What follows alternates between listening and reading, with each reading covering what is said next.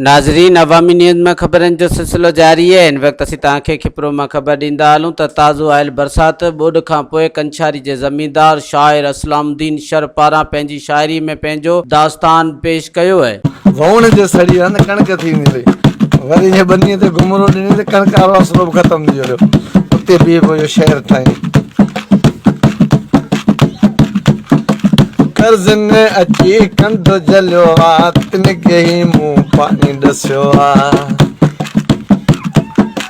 कर्ज़ ने अची कंध जलियो आहे, तिन खे मुंहुं ई हाल ॾसियो आहे।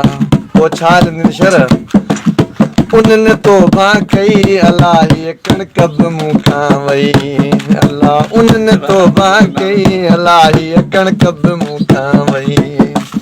वणनि तामूं आसेरो पलियो, रूह पंहिंजे खे झले छॾियो।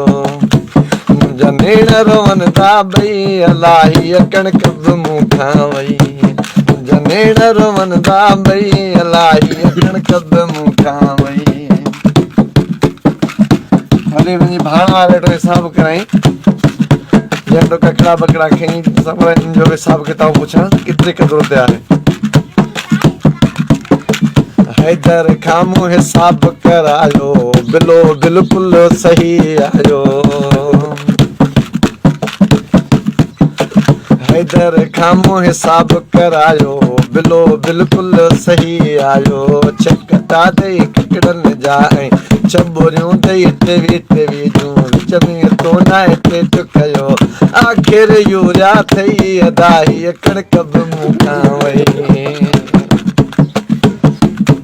अलाह आख़िर यूरिया थई अलाही कणक बि मूंखां वई। वणनि तामूं आसरो पलियो, रूह पंहिंजे खे झले छॾियो।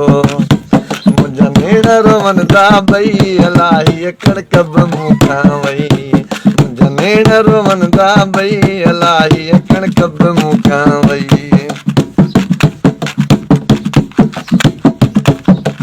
उर्फ वीचारो अर्ज़ करे थो, रोई रब खे सुवाल करे पियो।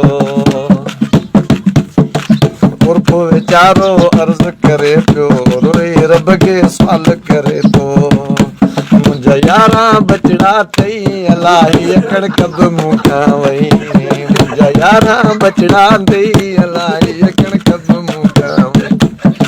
वणनि तामूं आसरो पलियो, रूह पंहिंजे खे झले छॾियो। मुंहिंजा नेण रोवन था ॿई, अलाही कणक बि मूंखां वई। मुंहिंजा नेण रोवन था ॿई, अलाही कणक बि मूंखां वई। मज़ीद खबरों और तफसीलात के लिए विजिट करें हमारी वेबसाइट www.awamiNewsHD.com।